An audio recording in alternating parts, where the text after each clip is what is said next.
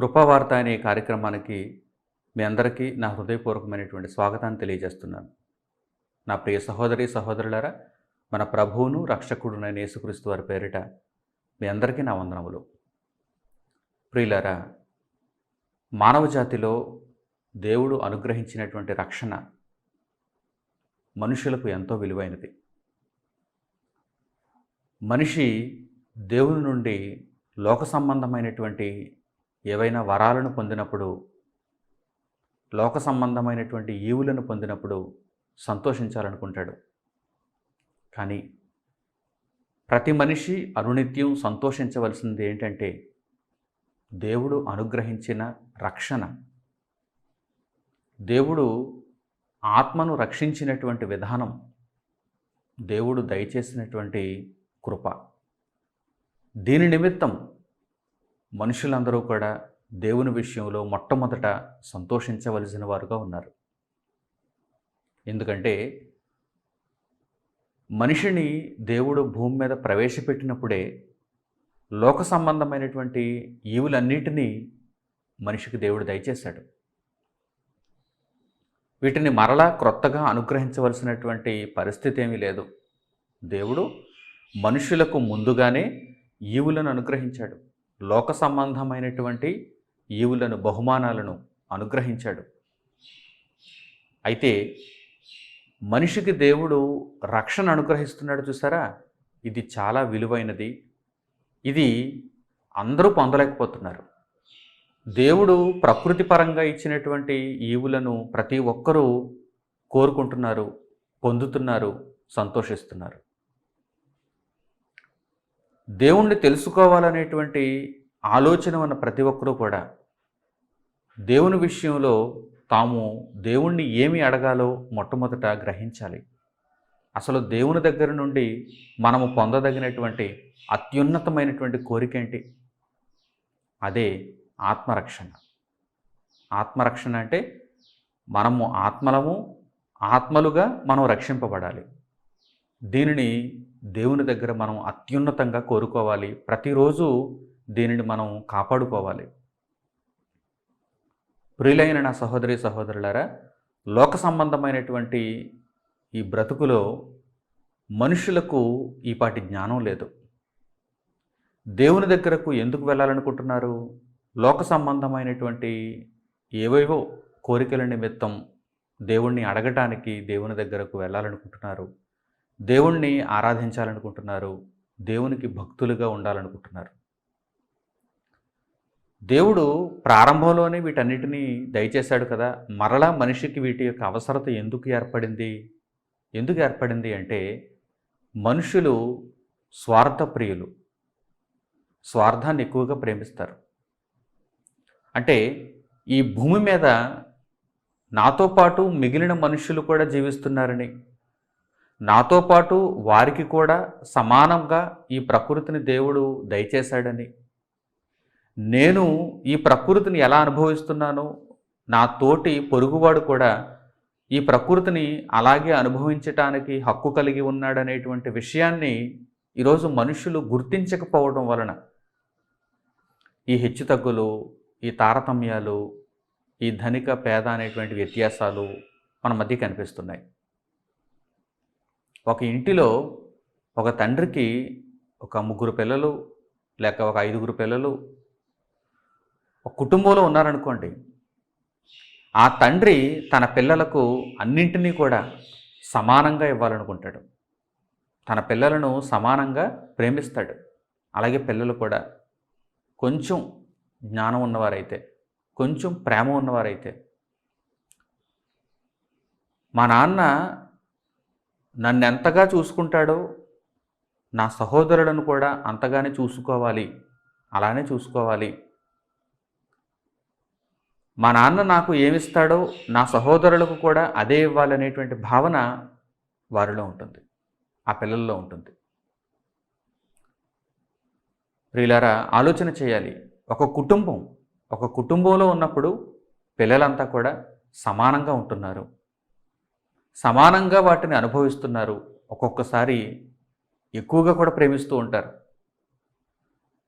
ఒక అన్నో, ఒక తమ్ముడో, ఒక అక్కో, ఒక చెల్లో వారు తక్కువ తిన్నా కానీ తమ సహోదరులకు కాస్త ఎక్కువగా ఇవ్వటానికి, వారిని ఎక్కువగా ప్రేమించడానికి ప్రయత్నం చేస్తారు, ఆలోచిస్తారు. వారు మంచి మనసున్నవారు. ఈ భూమి మీద ఉన్న మనుషులందరినీ కూడా దేవుని కుటుంబంగా మనం పరిగణనలోకి తీసుకుంటే మనుషులలో ఆ భావాలు లేవు. మనుషులలో ఆ భావాలు లేవు. స్వార్థ ప్రయోజనాల కొరకు స్వార్థ ప్రియులైపోయి ప్రతి ఒక్కరూ కూడా వారికంటూ ఎక్కువగా ఆక్రమించుకోవాలని, వారికంటూ ఎక్కువగా సంపాదించుకోవాలని, వారికంటూ ఎక్కువగా అనుభవించాలని, వారి తదనంతరం వారి కడుపున పుట్టిన వారికే ఆస్తులుగా వాటిని అందజేయాలనేటువంటి భావాలతో ఉంటున్నారు తప్ప తమతో పాటు మిగిలిన వారు కూడా సమానమైనటువంటి హక్కు కలిగిన వారు అని భావించి అందరినీ ప్రేమించలేకపోతున్నారు. అందువలన హెచ్చుతగ్గులు వచ్చాయి, అందువలన వ్యత్యాసాలు వచ్చాయి. అందుకే మనుషులు పేదవారుగా కనిపిస్తున్నారు, కష్టాల్లో ఉంటున్నారు, ఇబ్బందులు పడుతున్నారు. దేవుణ్ణి ఈ విషయాలలో మరలా సహాయం కోసం వేడుకుంటున్నారు. తప్పులేదు, దేవుడు అందరికీ సమానంగా పంచి ఇచ్చాడు. మనిషి స్వార్థ ప్రయోజనాల వలన హెచ్చుతగ్గులు వచ్చేసాయి. ఇప్పుడు మనిషి మరలా దేవుణ్ణి అడుగుతున్నాడు. అయితే ఈ విషయాలలో దేవుణ్ణి మనం అడగటానికి ముందు దేవుని దగ్గర ఉన్నటువంటి మరో అద్భుతమైనటువంటి సంపద, వరం, మనం దానిని పొందాలి. అదే ఆత్మరక్షణ. మన ఆత్మలను మనం రక్షించుకోవాలి. దేవుని దగ్గర ఈ వరం ఉంది. దేవుడు మన ఆత్మలను రక్షించటానికి గొప్పదైనటువంటి బహుమానాన్ని ఆయన చేతుల్లో ఉంచుకున్నాడు. ఎవరైతే ఆయనను శుద్ధ హృదయంతో అడుగుతారో వారికి దయచేయటానికి ఆయన సిద్ధంగా ఉన్నాడు. ఈరోజు మనుషులలో ఈ జ్ఞానం లేక ఎవరైనా సరే ఒకవేళ దేవుణ్ణి తెలుసుకున్నా, దేవుని దగ్గరకు వచ్చినా, దేవునికి ప్రార్థించిన లోక సంబంధమైనటువంటి విషయాలపైనే ఎక్కువగా దృష్టి పెడుతున్నారు తప్ప ఆత్మ సంబంధమైన రక్షణ వైపు దృష్టి పెట్టలేకపోతున్నారు. కానీ పరిశుద్ధ గ్రంథంలో ఈ విషయం మాత్రం చాలా చక్కగా మన కొరకు రాయబడింది. ఆదికాండం నుండి ప్రకటన గ్రంథం వరకు దేవుని యొక్క ఆలోచన అంతా దేని మీద ఉంది? మనుష్యులు రక్షింపబడాలి. మనుష్యులు శరీరాన్ని విడిచిపెట్టిన తర్వాత ఆత్మలుగా వారి వెంట లోక సంబంధమైనటువంటి ఈ బహుమానాలు ఏమీ తీసుకుని వెళ్ళిపోరుగా. వారి వెంట వారు తీసుకుని వెళ్ళగలిగేది రక్షణ. కనుక ఆ రక్షణను సంపాదించుకోకుండా లోకంలో దేనివైపు వీరు చూస్తున్నారేంటి? అలాగని నేను వారికి ఈవులను ఇవ్వటం లేదా? ఆయా సందర్భాలలో మనుషులే స్వార్థ ప్రయోజనాల వలన, మనుషులే పొరుగువారిని ప్రేమించలేకపోవటం వలన, వారిలో హెచ్చుతగ్గులు వచ్చినప్పుడు, వారిలో అసమానతలు వచ్చినప్పుడు మరల దీనస్థితిలో ఉన్న వారిని నేను లేవనెత్తటం లేదా? వారికి న్యాయం చేయటం లేదా? అయినా కానీ మనుషులలో అనేక మంది రక్షణను కోల్పోతూ లోక సంబంధమైనటువంటి ఈవులు ఏవైనా నాకు దొరుకుతాయి అని వాటి వైపే వారు దృష్టి నిలపటం, వాటిని గూర్చి వారు ఆలోచించటం, వారి బ్రతుకంతా కూడా ఈ విధంగానే ఉండటం దేవునికి నచ్చలేదు. దేవునికి నచ్చదు. ప్రియులారా, మొట్టమొదట ఆత్మను రక్షించుకోవటానికి ఆలోచించండి. ఎందుకంటే దేవుని దగ్గర ఉన్నటువంటి అత్యున్నతమైనటువంటి వరం అది. మనం దానిని కోల్పోతే ఎలా? ఈ లోకంలో బహుమానాలు అంటారా? ఈ లోకంలో ఆస్తులు అంటారా? ఈ లోకంలో ఇంకా ఏమైనా సుఖభోగాలంటారా? అన్నవస్త్రములు కలిగిన వారమై దేవుని కొరకు బ్రతకటానికి దేవుడు ఆయా సందర్భాలలో మనం అడగకపోయినా సరే మన ఆకలిని తీర్చేవాడు. మనం అడగకపోయినా సరే మన తండ్రి కదా. కనుక మొదట దేవుని రాజ్యమును వెతకండి అంటున్నాడు ఆయన. నీతిని, దేవుని రాజ్యాన్ని మొట్టమొదట వెతకండి. దేవుని దగ్గర వాటిని వెతకండి. అంటే మీ ఆత్మ రక్షింపబడకుండా మరణఛాయలో ఉన్నప్పుడు మీరు దేవుణ్ణి ఏవేవో లోక సంబంధమైనటువంటి కోరికలను కోరుకోవడం తప్పు. లోక సంబంధమైనటువంటి ఈవులను కోరుకోవడం తప్పు. ఒక వైద్యుని దగ్గరకు ఒక రోగి వెళ్ళినప్పుడు ఆ రోగి తనకున్నటువంటి ప్రమాదకరమైనటువంటి రోగాన్ని గురించి తెలియజేస్తాడు. అంతే తప్ప ఏదో చిన్న రోగాన్ని గురించి మాట్లాడడు. గుండె జబ్బు ఉన్నటువంటి ఒక రోగి కార్డియాలజిస్ట్ దగ్గరికి వెళ్ళినప్పుడు చేతికి ఏదో చిన్నది కత్తిగాటు ఉంటే అది చూపించి ఇదిగోనండి ఈ చిన్న గాయం ఎప్పుడు మానిపోతుందని దాన్ని అడుగుతాడా? గుండెపోటును గూర్చి తనకు వైద్యం చేయమని అడుగుతాడు. ఎందుకంటే ప్రాణాపాయ స్థితి. గుండెపోటు ప్రాణాపాయ స్థితి. చేతికి ఘాటెంత? దానికి ఒక చిన్న బ్యాండేజ్ వేస్తే సరిపోతుంది. ఒకవేళ బ్యాండేజ్ వేయకపోయినా సరే అది ఒక వారం రోజులకి పూడుకుపోతుంది, మానిపోతుంది. కానీ ప్రధానమైనటువంటి రోగాన్ని గురించి మనం అక్కడ వైద్యం తీసుకోవాలి కదా. ఆలోచించండి ప్రియులారా. ఏదైనా ఒక గొప్ప ఈవిని మనం పొందాలనుకున్నప్పుడు దాని మీదే మనం ప్రధానమైనటువంటి దృష్టిని మనం నిలపాలి. దేవుని దగ్గర మనుషుల ఆత్మలను రక్షించేటువంటి గొప్ప వరం ఉంది. దానిని దేవుడు మనం ఏదో కష్టపడితే మనకు ఇవ్వాలనుకోవటం లేదు. అలా దేవుడు ఒకవేళ నిర్ణయిస్తే కనుక మనం ఎంత కష్టపడినా దాన్ని సంపాదించుకోలేము. నా దగ్గర ఉన్నటువంటి రక్షణ మీరు పొందాలంటే కనుక మీరు దానికంటూ ఇదిగో ఇంత చెల్లించాలి, లేకపోతే ఇంత కష్టపడాలని దేవుడు ముందుగా ఒక నిర్ణయాన్ని కనుక తెలియజేస్తే మనం ఎప్పటికీ రక్షణ పొందలేం. మనం ఎప్పటికీ ఆ రక్షణను కాస్త చెల్లించి పొందలేం. ఎందుకంటే వెల కట్టలేని రక్షణ ఆయన దగ్గర ఉంది. మనం ఏమీ చెల్లించలేని పరిస్థితులలో ఉన్నాం.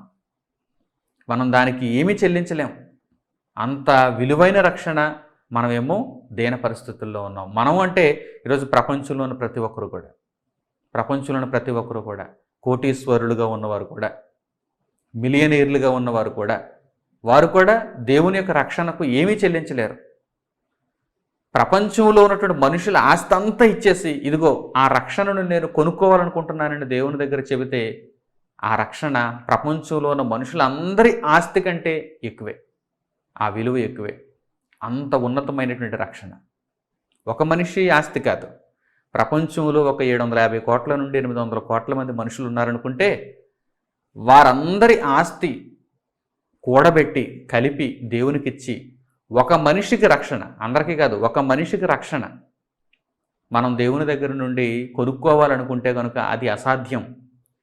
అంత విలువైనది రక్షణ. నీతిమంతుని రక్తముతో కూడినది ఆ రక్షణ. దేవుని కుమారుడైన యేసుక్రీస్తు ప్రభువు కార్చిన రక్తం. దేవుని కుమారుడైన యేసుక్రీస్తు పరిశుద్ధునిగా, నీతిమంతునిగా, పాపమేమీ లేకుండా పాపరహితునిగా జీవించిన జీవితంలో ఆయన దేవుని కొరకు సమర్పించిన జీవితాన్ని బట్టి వచ్చిన రక్షణది. ఆ రక్షణ చాలా విలువైనది. ఈ రక్షణను దేవుడు మనుషులకు ఎలా ఇద్దామనుకుంటున్నాడు? ఉచితంగా ఇవ్వాలనుకుంటున్నాడు. ఏంటండి? ప్రపంచంలోని మనుషులందరి ఆస్తి కలిపేసి ఒక దగ్గర పెట్టి ఆ ఆస్తిని దేవునికిచ్చి ఆ రక్షణను, ఒక మనిషికి రక్షణను ఇమ్మంటేనే దేవుడు ఇవ్వడు కదా, అంత విలువైనది కదా రక్షణ. మరి అలాంటి రక్షణను దేవుడు ఒక మనిషికి ఊరకనే ఇచ్చేస్తున్నాడా? ఉచితంగా ఇచ్చేస్తున్నాడా? అవును, ఉచితంగా ఇవ్వటానికే ఆయన సిద్ధపడ్డాడు. ఎందుకని? ఒకవేళ ఆయన ధర నిర్ణయిస్తే, ఒకవేళ ఆయన ఏదైనా ఒక పని నిర్ణయిస్తే ఏ మనిషి కూడా దానిని పూర్తి చేయలేడు, ఆ ధర చెల్లించలేడు.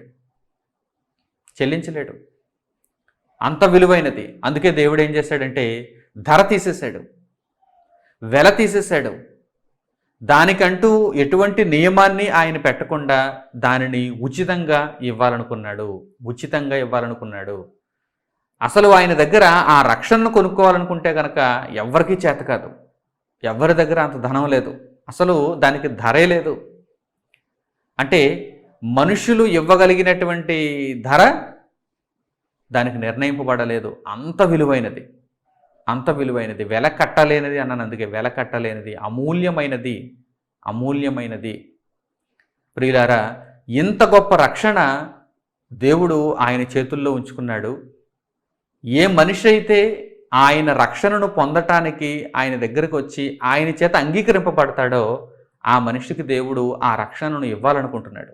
ఇంతకీ దేవుని చేత మనిషి ఏ పరిస్థితుల్లో అంగీకరింపబడతాడు?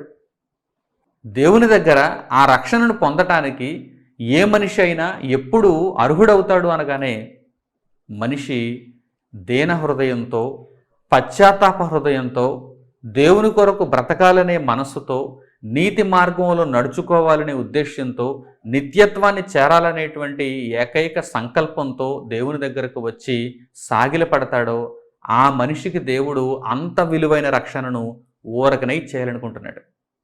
ఊరకనే ఇచ్చేయాలనుకుంటున్నాడు. ఈరోజు చాలామంది భయపడిపోతారు. దేవుని రక్షణ అనగానే చాలామంది ఆయా సందర్భాలలో భయపడిపోతూ ఉంటారంటే దేవుని రక్షణను నేను పొందితే నాకు లోక సంబంధంగా ఆయా ఆటంకాలు కలుగుతాయేమో అని భయపడుతూ ఉంటారు. అలాంటి విషయాలను నేను విన్నప్పుడు చాలా హాస్యాస్పదంగా ఉంటుంది. ఏంటి వీరు ఇంత చిన్నగా ఇంత చులకనగా ఆలోచన చేస్తున్నారు దేవుని రక్షణని, దేవుని రక్షణని ఇంత చిన్న చిన్న విషయాలతో పోలుస్తున్నారంటే. కొంతమంది నేను రక్షణ తీసుకుంటే, నేను రక్షణలోనికి ప్రవేశిస్తే నాకు వివాహం కాదేమో అనుకుంటారు. కొంతమంది స్త్రీలు కావచ్చు, పురుషులు కావచ్చు, నేను ఒకవేళ రక్షణలో ప్రవేశిస్తే నాకు వివాహం కాదేమో, వివాహం అయిన తర్వాత రక్షణ గురించి ఆలోచిద్దాంలే అనుకుంటారు. కొంతమంది నేను రక్షణను తీసుకుంటే, నేను రక్షణలో ప్రవేశిస్తే నా యొక్క వర్గం ఉంది, లేకపోతే నా యొక్క కులం ఉంది, లేకపోతే నా యొక్క బంధువులు కుటుంబాలు ఉన్నాయి, వారందరిలో నుండి నేను వెలివేయబడతానేమో అని ఆలోచిస్తారు. చూసారా? అలా ఆలోచించి కొంతమంది రక్షణను కోల్పోతారు. ఎంత విడ్డూరమో చూడండి. లోకములో లోక సంబంధమైనటువంటి చిన్న చిన్న అవరోధాలను వారు మనసులో ఉంచుకొని దేవుని రక్షణ విలువ తెలియక ఇవి చిన్న చిన్న ఆటంకాలుగా వారు సృష్టించుకొని దేవుని మహారక్షణకు దూరం అయిపోతూ ఉంటారు. ప్రియులారా, ఈ రక్షణ ఎంత విలువైనదో ఏ మనిషికి ఈరోజు అర్థమైంది చెప్పండి? రక్షణ ఎంత విలువైనదో ఏ మనిషికి అర్థమైంది చెప్పండి? అసలు మీ జీవితం దేవుని దగ్గర పెట్టేసి, ఇదిగో నా జీవితాన్ని నీకు ఇచ్చేస్తాను, రక్షణను నాకు ఇచ్చేయి, నేను దానిని కొనుక్కోవాలనుకుంటున్నానంటే దేవుడు ఇవ్వడు. ఎందుకంటే ఆ రక్షణకు దేనితోనూ మనం విలువ కట్టలేం. అలాంటి రక్షణ ఈరోజు అంత చులకనైపోయిందా?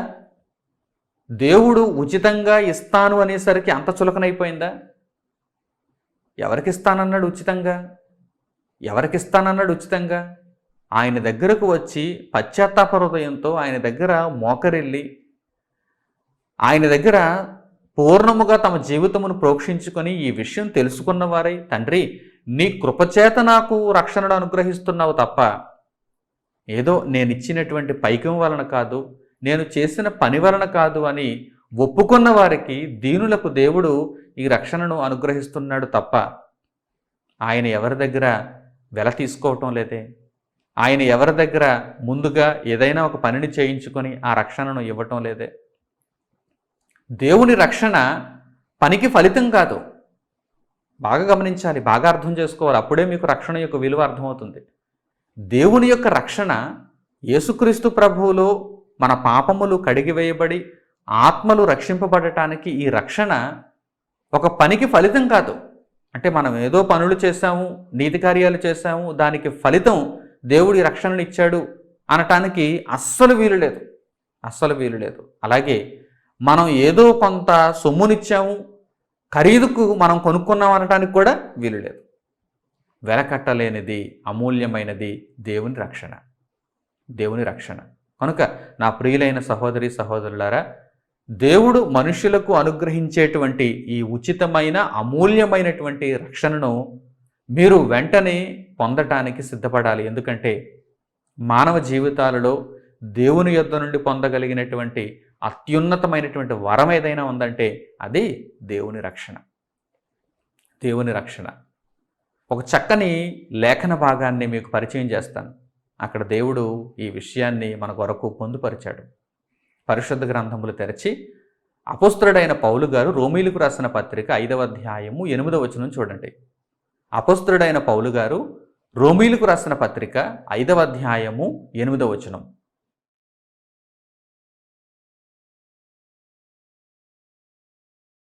అయితే దేవుడు మన ఎడల తన ప్రేమను వెల్లడిపరచుచున్నాడు. ఎట్లనగా మనమింకనూ పాపులమై ఉండగానే క్రీస్తు మన కొరకు చనిపోయాను. ఈ వాక్య భాగంలో మీరు చక్కగా ఆలోచన చేయగలిగితే, మనము పాపులమై ఉండగానే క్రీస్తు మన కొరకు చనిపోయాను. ఎందుకు ఈ విధంగా దేవుడు నిర్ణయించాడు? దేవుడు మన ఎడల ప్రేమను వెల్లడిపరుచుచున్నాడు. దేవుడు ఏ సందర్భంలోనైనా సరే మనము దానికి అర్హులము కాకపోయినప్పటికీ ఈవులను అనుగ్రహించాడు, బహుమతులను అనుగ్రహించాడు. ప్రకృతినే మీరు ఉదాహరణగా తీసుకోగలిగితే ఆదాము దగ్గర నుండి కూడా ప్రకృతిని మీరు ఉదాహరణకు తీసుకోగలిగితే ఆదాము ఏం చేశాడని దేవుడు ఇంత ప్రకృతిని ఆదాము చేతుల్లో పెట్టాడు. ఆ తరువాత నరజాతిలో ఏ మనిషి ఏం చేశాడని తల్లి గర్భంలో నుండి రిక్తహస్తాలతోనే మనం బయటకు వస్తున్నాం. ఏదో సాధించి కాదు, రిక్తహస్తాలతో బయటకు వస్తున్నాం. విశాల ప్రపంచాన్ని మనం చూస్తున్నాం. ఈ సృష్టిలో, ఈ ప్రకృతిలో దేవుడు తయారు చేసినటువంటి ఎన్నెన్నో చక్కని పదార్థాలను మనం చూస్తున్నాం. వాటిని ఎంతో సంతోషంగా మనం స్వీకరిస్తున్నాం. ఏదో మనం కష్టపడ్డామని కాదు, ఏదో మనం వాటిని తయారు చేస్తామని కాదు. దేవుడిచ్చాడు. భూమి పండించింది దేవుడిచ్చాడు. దేవుడు ఎప్పుడు ఏ బహుమతినిచ్చినా, ఏ అనుగ్రహమును చూపినా, ఏ దీవెనను చూపినా మనము ఇచ్చిన దానికి ప్రతిఫలం కాదు. మనం ఇచ్చిన దానికి ప్రతిఫలంగా ఆయన ఏమి ఇవ్వటం లేదు. మనము రిక్తహస్తాలతో ఉన్నప్పుడే మన మీద దయ చూపించి కృపచేత ఆయన అనుగ్రహిస్తున్నాడు. ఇక్కడ ఈ మాటను మీరు చక్కగా ఆలోచన చేయగలిగితే మనం ఇంకనూ పాపులమై ఉండగానే, అంటే మనం ఇంకా నీతిమంతులుగా తీర్చబడలేదు. మనము నీతిని సంపాదించుకోవటానికి మనం ఏమి ఇంకా క్రియలు చేయనప్పటికీ ఆ పరిస్థితులలో దేవుడు మనకు రక్షణ అనుగ్రహించాడు. అంటే మన మీద ఎంత నమ్మకాన్ని ఆయన పెట్టుకున్నాడో చూడండి. మనం పాపులుగా ఉండగానే ఆయన రక్షణ అనుగ్రహించాడు. క్రీస్తు మన కొరకు చనిపోయాడు. దేవుడు మన ఎడల ప్రేమను వెల్లడి చేశాడు. దేవుడు ప్రేమమయుడు కదా. అంత ప్రేమ ఎవరిలోనూ ఉండదు, ఏ మనిషిలోనూ ఉండదు. ప్రియులారా, దేవుని ప్రేమ మీకు అర్థమైతే, నేను పాపాత్మురాలనుగా ఉన్నప్పుడే క్రీస్తు నా కొరకు చనిపోయినప్పుడు, ఆ రక్షణ అమూల్యమైనదైనప్పుడు, ఆ రక్షణను దేవుడు నాకు ఉచితంగా ఇచ్చినప్పుడు, ఈ రక్షణను నేను కాపాడుకుంటూ అనునిత్యం ఈ రక్షణ మీద దృష్టి పెట్టి నా జీవితాన్ని ముందుకు కొనసాగించుకోవాలనేటువంటి ఆలోచన మనకు ఉండాలి. అంతే తప్ప రక్షణలో మనం ప్రవేశించిన తరువాత, దేవుడు మనలను నమ్మి మనకు రక్షణ, ఇంత గొప్ప రక్షణ అనుగ్రహించిన తరువాత కూడా మరల లోక సంబంధమైనటువంటి బహుమతుల వైపు మనం చూస్తూ, లోకంలో నాకు అది లేదని, ఇది లేదని నిరంతరం దేవునికి ఆ సంబంధమైనటువంటి ప్రార్థనలు చేస్తూ మొరపెడుతూ విసిగించడం మంచిది కాదు. ఎందుకంటే విషయం తెలియకపోతే మనం ఇలాగే ప్రవర్తిస్తాం. దేవుని జ్ఞానం అర్థం కాకపోతే మనిషి ఇలాగే ప్రవర్తిస్తాడు. నిజంగా అర్థమైతే, ఎంత గొప్ప రక్షణ పొందేవో నీకు అర్థమైందా? నిజంగా దేవుని రక్షణను అంత గొప్పగా పొందిన నీవు ఆ రక్షణను ఎలా కాపాడుకుంటూ నీ బ్రతుకు కాలం అంతా కృతజ్ఞుడివై దేవుని కొరకు ఎలా బ్రతకాలో నీకు అర్థమైందా? దేవుని కొరకు బ్రతుకు, దేవుని కొరకు పనిచేయి, దేవుని కొరకు నీవు మాట్లాడు, ఆలోచించు, దేవుని వాక్యము విను అని బ్రతిమిలాడాలా? నిరంతరం బ్రతిమిలాడాలా? అసలు దేవుని రక్షణను రుచి చూచిన తర్వాత దేవుని పని చెయ్యి, దేవుని మాటలు విను, దేవుని కొరకు బ్రతుకు, దేవుని కొరకు నలుగురికి చెప్పు, ఇలా బ్రతిమిలాడవలసినటువంటి అవసరత ఏముంది? రక్షణ ఎంత విలువైనదో, ఎంత అమూల్యమైనదో నీకు అర్థమైతే నీవే దేవుని కొరకు బ్రతుకుతావు, నీవే దేవుని కొరకు పనిచేస్తావు, నీవే దేవుని కొరకు ఇవ్వగలుగుతావు, నీవే దేవుని కొరకు మాట్లాడగలుగుతావు, నీవే దేవుని కొరకు అనేకులకు ఆయనను గూర్చి పరిచయం చేయగలుగుతావు. బ్రతిమలాడవలసిన అవసరత లేదు.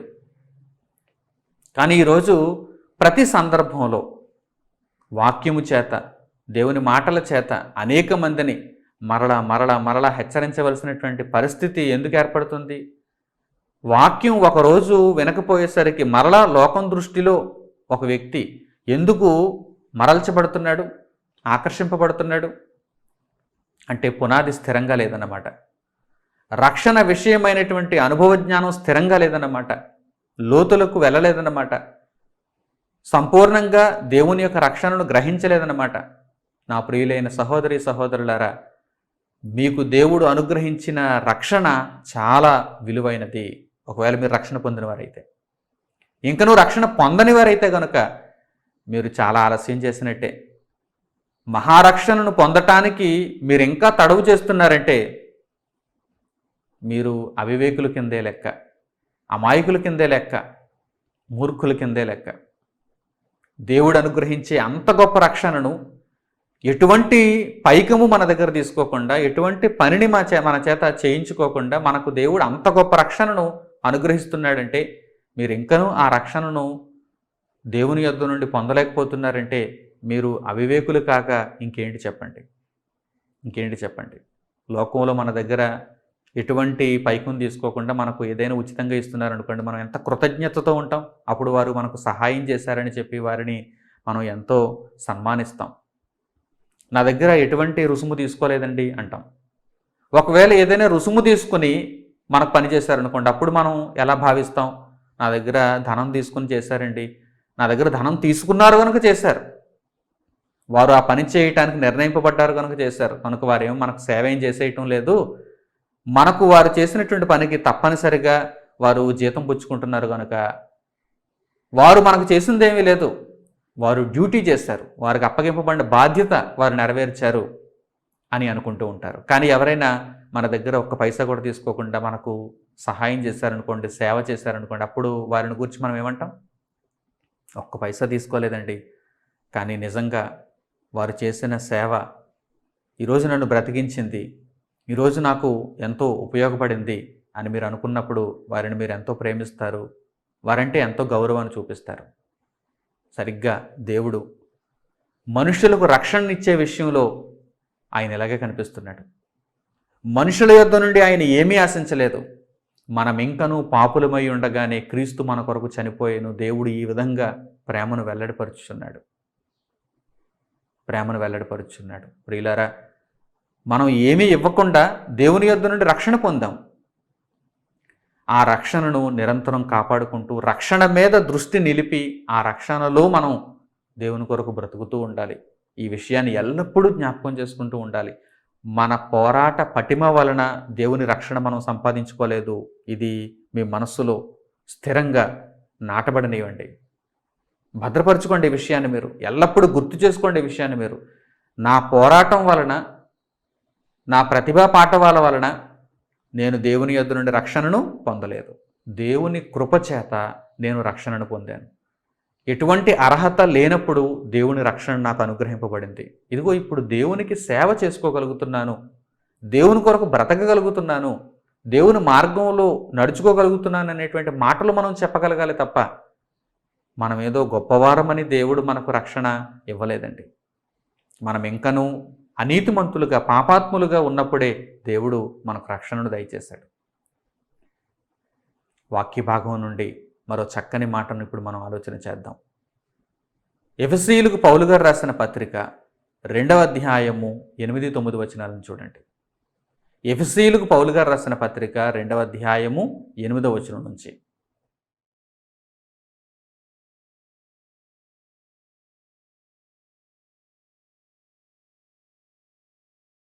మీరు విశ్వాసము ద్వారా కృపచేతనే రక్షింపబడి ఉన్నారు. ఇది మీ వలన కలిగినది కాదు, దేవుని వరమే. అది క్రియల వలన కలిగినది కాదు గనుక ఎవడునూ అతిశయపడ వీలు లేదు. మీరు విశ్వాసము చేత కృపచేతనే రక్షింపబడి ఉన్నారు. విశ్వాసము, ఎటువంటి విశ్వాసం? ఆయన తన కృపచేత ఎటువంటి వారికి రక్షణను దయచేస్తున్నాడో మీరు చూడండి. విశ్వాసము కలిగిన వారికి, కేవలం నమ్మడమే. విశ్వాసమును చూపించండి, నేను మీకు రక్షణను దయచేస్తానంటున్నాడు. నేను మిమ్మల్ని రక్షించగలనని, క్రీస్తు ప్రభువు రక్తములో మీరు శుద్ధీకరింపబడి నీతిమంతులుగా మారతారని, నీతి కొరకు మిమ్మల్ని బ్రతికింపజేస్తానని, మరణిస్తే ఆత్మలుగా మీరు నిత్యత్వంలో ప్రవేశపెట్టబడతారని మీరు విశ్వసిస్తే, దేవుని మాటను మీరు నమ్మితే రక్షణను పొందటానికి మీరు అర్హులు. కృపచేత ఆయన రక్షణను ఇవ్వటానికి సిద్ధంగా ఉన్నాడు. విశ్వాసం ఉంచితే కృపచేత మీరు రక్షింపబడుతున్నారు. ఇది మన వలన కలిగినది కాదు. యేసుక్రీస్తు ప్రభు యొక్క త్యాగం, ఆయన అనుగ్రహించిన రక్షణ మనం కోరుకుంటే దేవుడిచ్చింది కాదు. మనం ఏదో పనిని సాధిస్తే దేవుడు మనకు అనుగ్రహించినది కాదు. మనం ఎంతో కొంత వెల చెల్లిస్తే దేవుడు మనకి ఇచ్చింది కాదు. కేవలం ఆయన కృపచేత. అందుకే ఇది మీ వలన కలిగినది కాదు, ప్రపంచంలో ఏ మనిషి వలన కలిగినది కాదు, దేవుడే అనుగ్రహించాడు. కనుక ఎవడును అతిశయపడ వీలు లేదు. ప్రభువు రక్షణలో ఉన్నందుకు ఎవడునూ అతిశయపడ వీలు లేదు. అందరూ దీనులే, అందరూ దీన మనస్కులే. దీన మనస్కులకే దేవుడు అనుగ్రహిస్తాడు. రక్షణను దేవుడు దీన మనస్కులకే అనుగ్రహిస్తాడు. ఇక ఆ తరువాత నీతి జీవితం అంటారా, భక్తి జీవితం అంటారా? మీరు విశ్వాసం ఉంచారు దేవుని మీద, ఆ విశ్వాసాన్ని ఇప్పుడు క్రియలలో చూపించాలి. అంతే తప్ప ఈ క్రియలకు ప్రతిఫలం కాదు రక్షణ. బాగా అర్థం చేసుకుంటున్నారా? మీరు దేవుని ఎడల విశ్వాసం ఉంచారు, దేవుడు రక్షణ అనుగ్రహించేశాడు. మీరు ఇంకా క్రియలు చేయకుండానే దేవుడు రక్షణ అనుగ్రహించేశాడు. ఇప్పుడు మీరు ఉంచినటువంటి విశ్వాసం అసలైనదో నకిలీదో మీరు దేవునికి చూపించడానికి ఇంకా దేవుడు మీకు బ్రతుకునిచ్చాడు కనుక, ఆయుష్లో మీరు ఉన్నారు కనుక విశ్వాస సంబంధమైన క్రియలు చేస్తున్నారు. దేవుడైతే రక్షణ ఇచ్చేశాడు మీకు.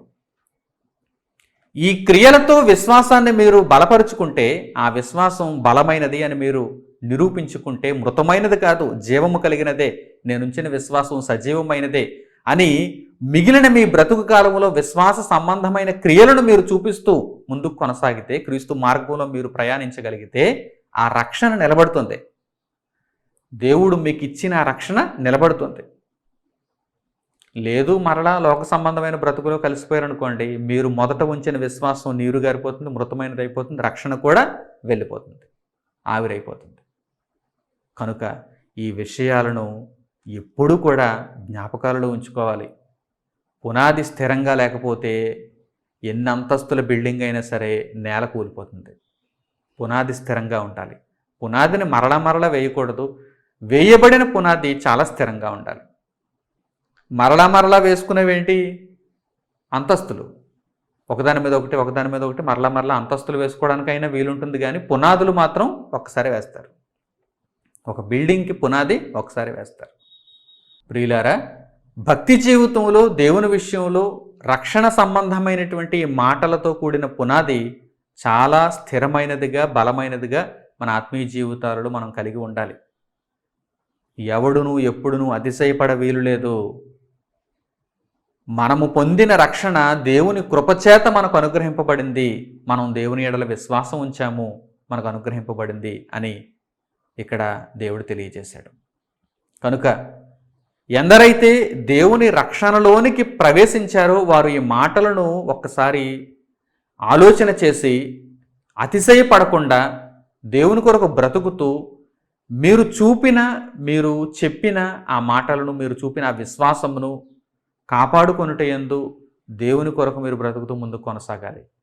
అయితే ఇంకనూ ఎవరైతే రక్షణలో ప్రవేశించలేదో వారు వెంటనే తగు నిర్ణయం తీసుకొని రక్షణను వారు పొందటానికి వారు సిద్ధపడిపోవాలి, ఆలోచించాలి. ఎందుకంటే అమూల్యమైన వెలకట్టలేని రక్షణను దేవుడు మానవాళికి దయచేశాడు. మనుషులు ఇంకనూ పాపాత్ములుగా ఉన్నప్పుడే దేవుడు వారిని రక్షిస్తున్నాడు. కనుక ఈ విషయమై చక్కని ఆలోచన చేసి వెంటనే రక్షణలో ప్రవేశించి దేవుడిచ్చే ఎంత అమూల్యమైనటువంటి రక్షణను మీ జీవిత కాలంలో మీరు పొందటానికి మీరు సిద్ధపడాలని మీకు తెలియజేస్తున్నాను. విలువైన దేవుని రక్షణను మీ జీవితకాలం అంతా మీరు కాపాడుకోవాలని దేవుని మాటలను బట్టి మిమ్మల్ని కోరుకుంటూ ఈ వాక్యముని ఇంతటితో ముగిస్తున్నాను. తండ్రి అయిన దేవునికి ప్రార్థనలు ఏకీభవించండి. మహోన్నతుడును పరిశుద్ధుడునైన మా కన్న తండ్రి, మా జీవితములలో మీరు మాకు అనుగ్రహించిన ఈ గొప్ప రక్షణను బట్టి మా హృదయపూర్వకమైన కృతజ్ఞతాస్తుతులు మీకు చెల్లిస్తున్నాము. మేమింకనూ పాపులమై ఉండగానే క్రీస్తు ప్రభువు మా కొరకు చనిపోయారు. ఆయన అనుగ్రహించినటువంటి ఈ జీవ మార్గమును తండ్రి మీ కృపచేత మీరు మాకు దయచేశారు. క్రీస్తు ప్రభువు నందు రక్షణ నొందిన వారమై ఆయన మార్గంలో నిరంతరము నడుచుకుంటూ దేన మనస్కులుగా మీ చిత్తమును నెరవేర్చుచు మీరు అనుగ్రహించే గొప్ప బహుమతిని పరలోకమందు నిత్యత్వముగా పొందగలుగుటకు మా బ్రతుకులను సిద్ధం చేసుకునే భాగ్యం మాకు దయచేయండి. మీ మాటల చేత తండ్రి మేము స్థిరపరచబడి విశ్వాస సంబంధమైన క్రియలు చేస్తూ మా జీవితములను మీకు ఆనందకరముగా మలుచుకొనుటకు సహాయము చేయమని మిమ్మల్ని వేడుకుంటూ మా ప్రార్థన మనవులను మా ప్రభువును రక్షకుడునైన యేసుక్రీస్తు వారి పేరిట మిమ్మల్ని అడుగుచున్నాము తండ్రి. ఆమేన్. నా ప్రియులైన సహోదరి సహోదరులారా, మీరు ఎంతవరకు కృపావార్త అనే కార్యక్రమం ద్వారా దేవుని విశేషమైనటువంటి సంగతులను విని నేర్చుకున్నారు.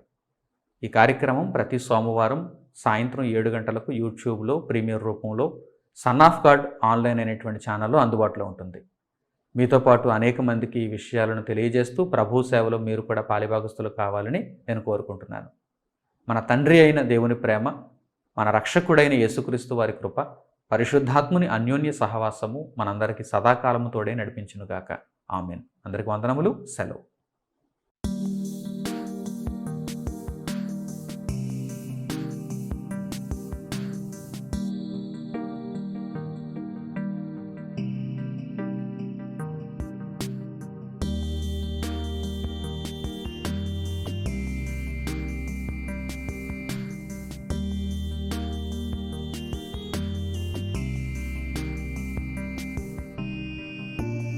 సహోదరులు మణికుమార్ గారు ప్రసంగించిన ఎన్నో ఆత్మ సంబంధమైన సంగతులను ఉచితముగా వీక్షించుటకు సన్ ఆఫ్ గాడ్ ఆన్లైన్ అనే మా యూట్యూబ్ ఛానల్స్ ను తప్పక దర్శించండి. మా సమాచారమును ఎప్పటికప్పుడు తెలుసుకొని ఆత్మీయాభివృద్ధి నొందవలనంటే సన్ ఆఫ్ గాడ్ ఆన్లైన్ అనే మా యూట్యూబ్ ఛానల్స్ ను సబ్స్క్రైబ్ చేసుకోండి. సత్వర నోటిఫికేషన్ల కొరకు సబ్స్క్రైబ్ బటన్ ప్రక్కనే ఉన్న బెల్ సింబల్ ను క్లిక్ చేయండి. ధన్యవాదములు.